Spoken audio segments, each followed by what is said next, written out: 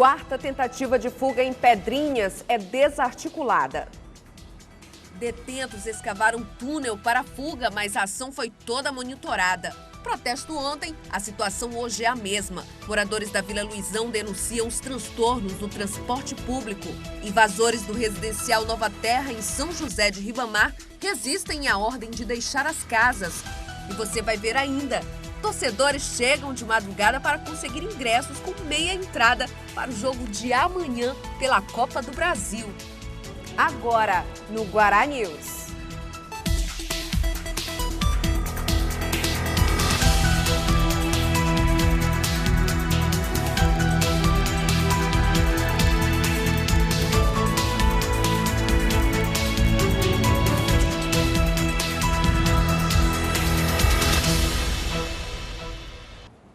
Boa tarde. Um dia depois do protesto dos moradores da Vila Luizão, a situação continua a mesma. Dificuldades para conseguir ônibus. Não existem abrigos em nenhum dos pontos de transporte coletivo do bairro. Os passageiros têm que andar quilômetros para esperar os ônibus.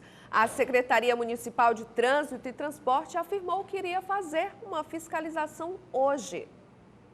Os moradores da Vila Luizão interditaram ontem a estrada do Araçagi. Protestavam contra a má qualidade das linhas de ônibus do bairro. Fomos conhecer de perto essa realidade. A primeira constatação: em alguns momentos, o ônibus demora a passar. Até quem não mora aqui percebeu isso. Primeira vez achei bastante dificuldade. Estava no terminal da Coab esperando para vir para cá, acho que foi uns 45 minutos. Agora estou quase meia hora aqui para retornar e nada de ônibus. Maria precisava ir para um outro lado da cidade e já estava ficando sem paciência. Quase meia hora, nada de ônibus. Diz que ia melhorar até agora, né? Tá indo para onde? Para o Taquibacanga. Vou para entregação, aí pega outro ônibus antes da guarda, né?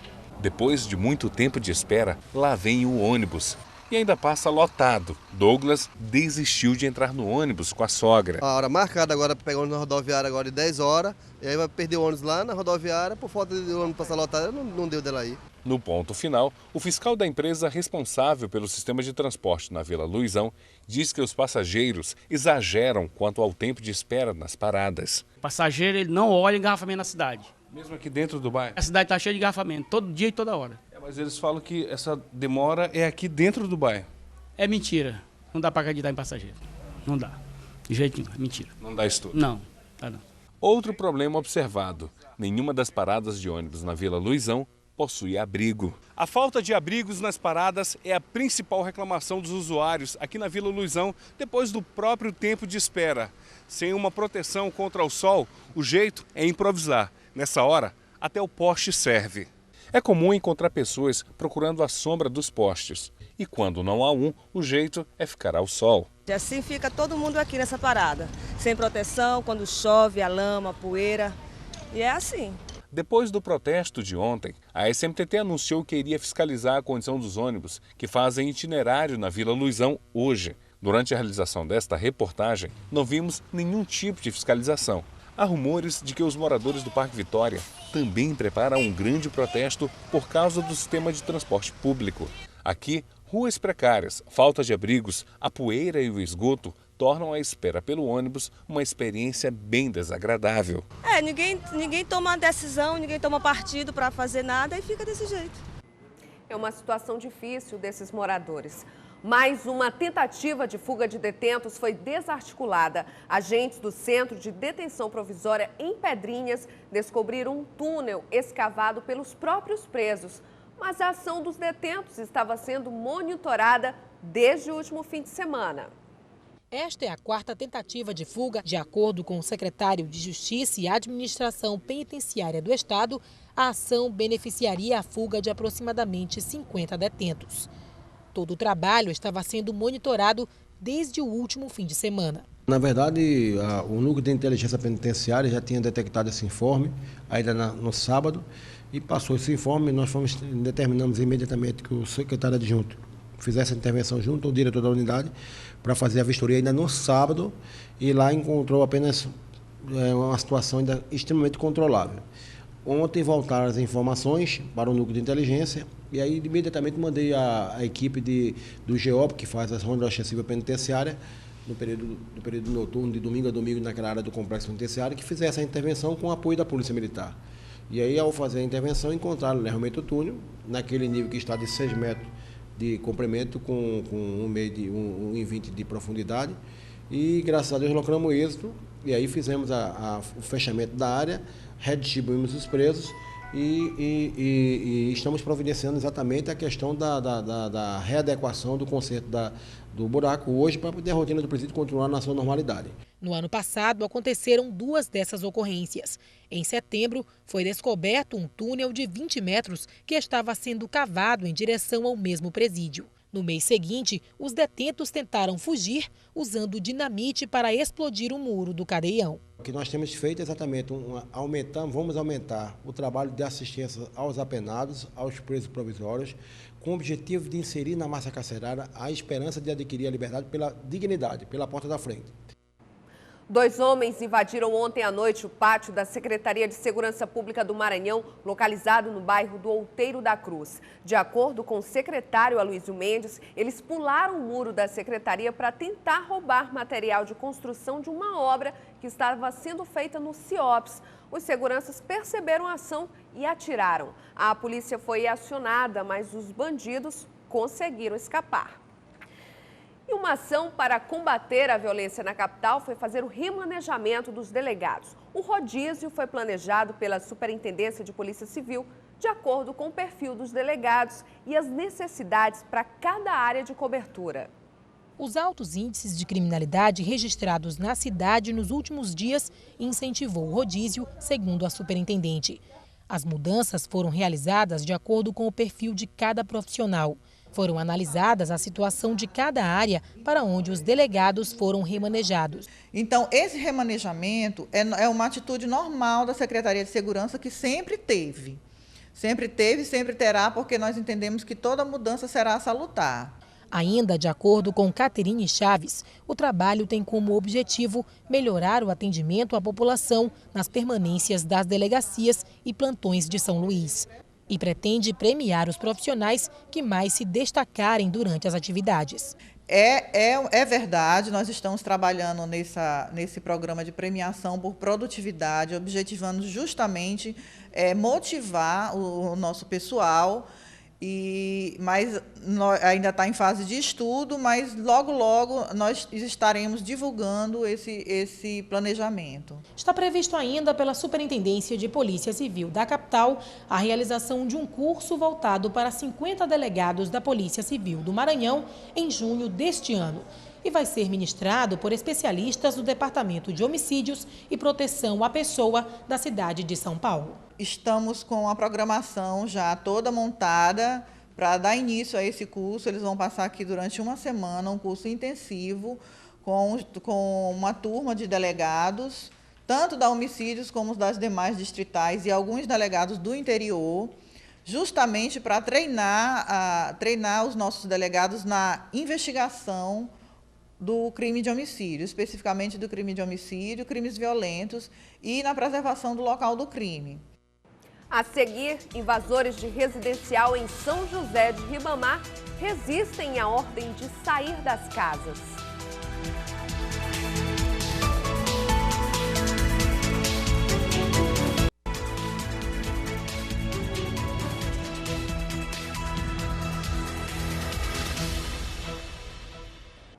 Mais de 2.000 famílias são consideradas invasoras das casas do residencial Nova Terra, em São José de Ribamar. Os moradores sabem que devem deixar as residências, mas alguns resistem à saída.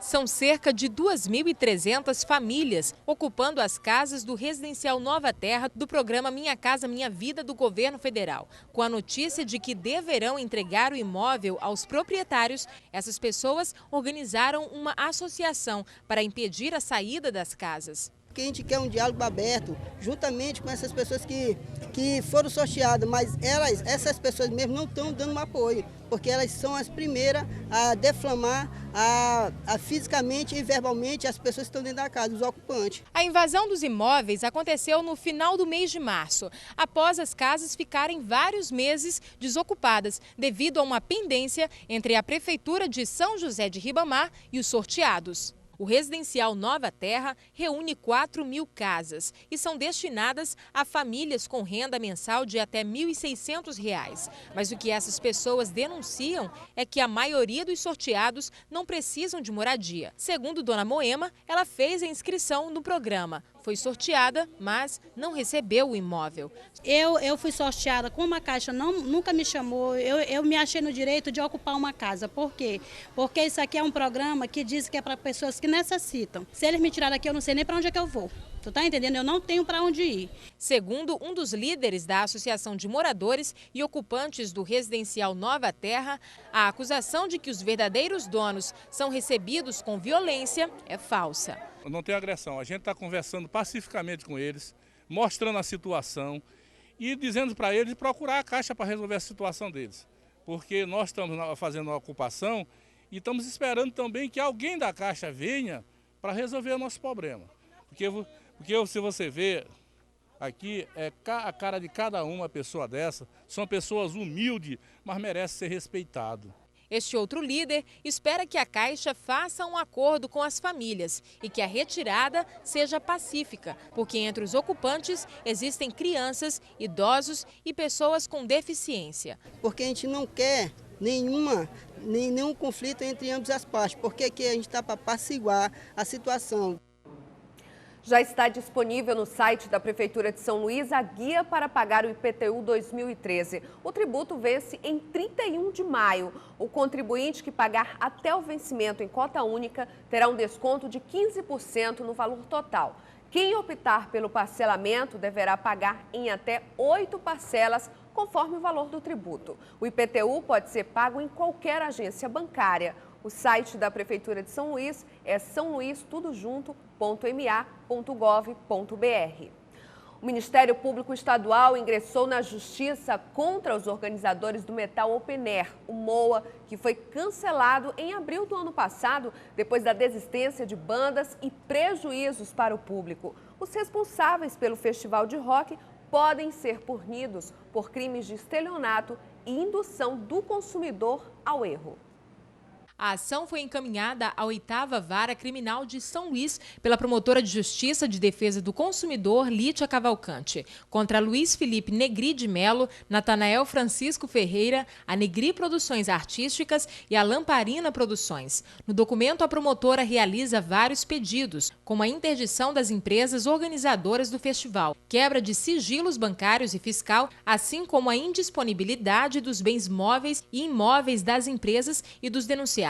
Também é solicitada a condenação dos denunciados por danos morais e materiais causados aos consumidores com a devolução dos valores pagos devidamente atualizados. Na ação também é solicitado o pagamento de indenização por dano moral coletivo no valor de R$ 2 milhões ao Fundo Estadual de Proteção e Defesa dos Direitos do Consumidor. No inquérito apresentado à Justiça, a promotora cita os inúmeros problemas que levaram ao cancelamento do evento logo no segundo dia, após a desistência de 33 bandas que alegavam o não pagamento de cachê. Em relação à parte estrutural do Metal Open Air, a promotora critica a falta de itens que constavam no material de publicação. Segundo a promotora, o lago artificial não existia e o camping indoor estava localizado dentro de um estábulo. Em nota, Lamparina Produções, uma das responsáveis pelo MOA, informou que entrou em contato com a Promotoria do Consumidor para esclarecer todos os fatos ocorridos no evento, que buscou os meios legais para ressarcir as pessoas que adquiriram ingresso e que honrou todos os compromissos firmados. Além disso, a empresa disse que está produzindo um documentário para mostrar as dificuldades de produzir o evento desse porte no Maranhão. No próximo bloco, torcedores chegam bem cedo para comprar o ingresso do jogo pela Copa do Brasil amanhã, no Castelão.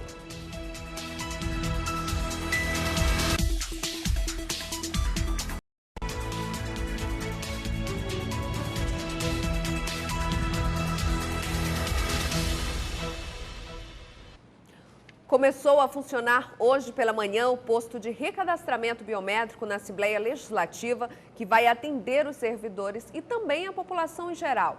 Para fazer o cadastramento é preciso agendar uma data e levar uma cópia da identidade, comprovante de residência e de quitação militar.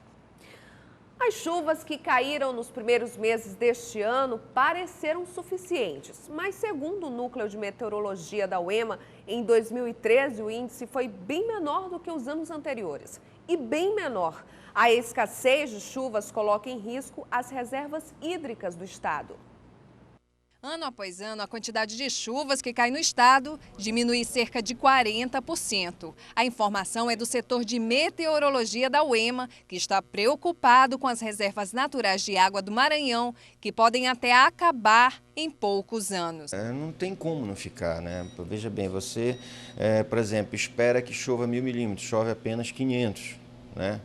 Ou 400 desse total, quer dizer, aquela capacidade que você esperaria que o açude ou os reservatórios alcançassem, eles não irão alcançar. E logo depois a gente vai entrar no período seco. Em São Luís, a redução é calculada a partir da média histórica de chuvas que caíram na cidade em anos anteriores, 2.300 mililitros. Em 2012, o índice caiu para 990 mililitros. E em 2013, até o mês de abril, a quantidade de chuvas foi menor ainda, 658 mililitros. A previsão do setor de meteorologia é que a escassez continue. E se a situação não melhorar, o risco de racionamento é grande. Isso sem falar nos apagões. Nós já estamos vivendo um apagão. Se a gente fosse lembrar bem, em 2012, quantos apagões nós não tivemos aqui no Brasil? Então, esse ano é uma consequência. 40 mil ingressos foram colocados à venda para o jogo de amanhã pela Copa do Brasil. O duelo de dois campeões. O Sampaio, campeão brasileiro da Série D, vai enfrentar o Campinense da Paraíba, campeão da Copa do Nordeste. O dia não tinha nem amanhecido e já tinha torcedores na fila para conseguir uma vaga no Castelão. Esta fila começou a se formar desde as primeiras horas desta terça-feira. São os torcedores do Sampaio em busca de ingressos para a partida de amanhã contra o Campinense da Paraíba pela Copa do Brasil. 40 mil ingressos foram postos à venda. Esta é a capacidade máxima do Estádio Castelão, local do jogo. Mas para garantir a entrada, teve torcedor chegando pela madrugada, como foi o caso deste vigilante. Ele é o primeiro da fila, chegou antes das 5 da manhã. E olha que as vendas só começaram às 9. Será que vale tanto esforço para torcer pelo Sampaio? Para acompanhar o Sampaio vale a pena até dormir aqui no ponto de ingresso. Hoje foi o único dia de venda de meia entrada para estudantes. Por isso, tantos jovens na fila. Mas o torcedor que ama seu time não pode deixar de vestir a camisa. Aqui, o cliente pode escolher a nova camisa do Sampaio, que custa R$ 125. Mas o Moraes não se contenta só em vestir a camisa. Ele usa o boné, o anel e o cordão do Sampaio. É muito amor. Eu costumo dizer para o pessoal aqui de São Luís e do Maranhão inteiro que eu sou o único torcedor símbolo do Sampaio Corrêa, porque eu só torço para esse clube. E meu segundo time é o futebol do Maranhão. A venda de ingressos continua nos seguintes pontos: Estádio Castelão, no Outeiro da Cruz, Estádio Municipal Nilzinho Santos, no Canto da Fabril, HCG, no São Francisco, sede do sócio torcedor na Coab, lojas Cruzeiros, na Rua de Santana, Fitabras Ferpasa, no São Cristóvão, Degraus Esporte, na Rua Grande, e Mercearia Garcia, no bairro do Quatraque. E outras notícias do Maranhão acontecem às 15 para as 7 da noite com Hugo Reis. Uma excelente tarde para você e a gente se vê amanhã. Até lá!